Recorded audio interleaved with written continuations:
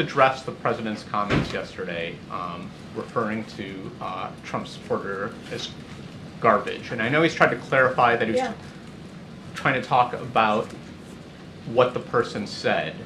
But one, I guess I want to know, does he think less of Americans who support Trump than he does of those who do not? Yeah. And two, why is he using that kind of rhetoric? How is that presidential? So a couple of things. So just to clarify, he was not calling Trump supporters garbage, which is why he this is why he wanted to make sure that we put out a statement that clarified what he meant and what he was trying to say. And so just want to make that very clear for folks who are watching. And I just want to read that out to folks.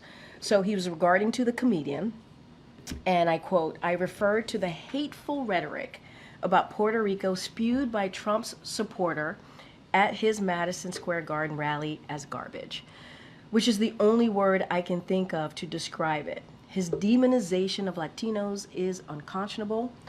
That's all I meant to say. The comments at the rally don't reflect who we are as a nation." And to your question, your other question that you asked, no, he does not view Trump supporters or anybody who supports Trump as garbage. That is not what he views. The president has said this for more than 3 years now. He has said multiple times that he is a president for all. It doesn't matter if you live in a red state. It doesn't matter if you live in a blue state. He has said this himself. I have said it on his behalf. He believes that he's a president for all. And it doesn't matter who you voted for. It doesn't matter if you voted for him or not. He's a president for all. But hateful rhetoric that he hears, and this is something that we've done many times from here, we will call that out. We will call that out. And that's what the president said. Does he have any regret for not being more, his language was not specific. It came out, if you were listening to that video. I was in the room, Amr, I was in the room. I'm sure, but if you were listening, but if you were any sort of normal person listening to that video or looking at the clips online, you could come to the conclusion that he was calling, at minimum, this one man garbage, or not, if not all Trump supporters garbage. Does he regret not being more precise with his language? And does he also? I'm waiting for the question to end, but keep going. And I apologize. Yeah, and the second part of that is, does he have any regret for how this has shadowed Vice President Harris's campaign? So a couple of things there, because there's a lot that you laid out. Look, the president wanted to clarify because he understood that what he may have said he understood that what he was saying was being taken out of context. So he wanted to be very, very clear about what he was trying to say.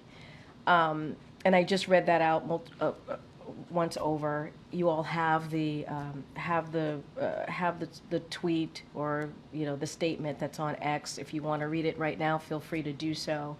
And he was talking about hateful rhetoric, and we've called out hateful rhetoric from here. We have.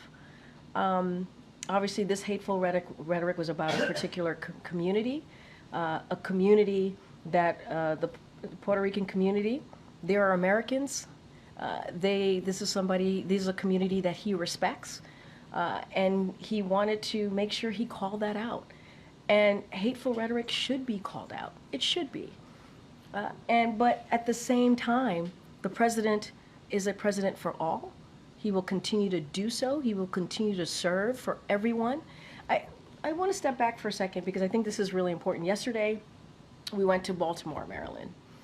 He announced a $3 billion project in Baltimore. That $3 billion project is going to help 27 states. 11 of those states have Republican governors. This is what this president cares about.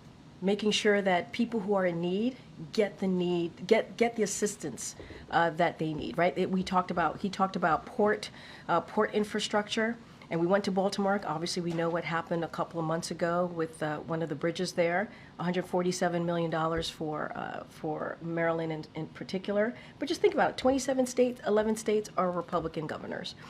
And we're talking about the Inflation Reduction Act, which only Democrats voted for. Republicans didn't vote for that. Republicans tried to repeal that. Let's not forget what the speaker said yesterday about ACA, wanted to repeal ACA, which would hurt millions of Americans. And so that's what the president wants to focus on, which is why he wanted to make sure he clarified what he said. But if there is hateful rhetoric that is being said about communities, Americans, communities across this country, he's going to speak out about it. And it's not the first time that he's done so. Just briefly, Sure. separately, Yeah.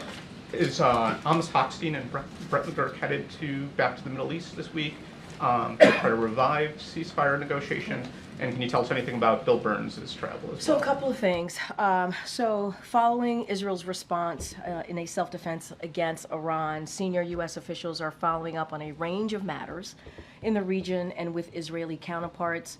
Bill Burns will be in Cairo on Thursday to engage with Egyptian counterparts on bilateral matters, as well as the process to secure the release of hostages.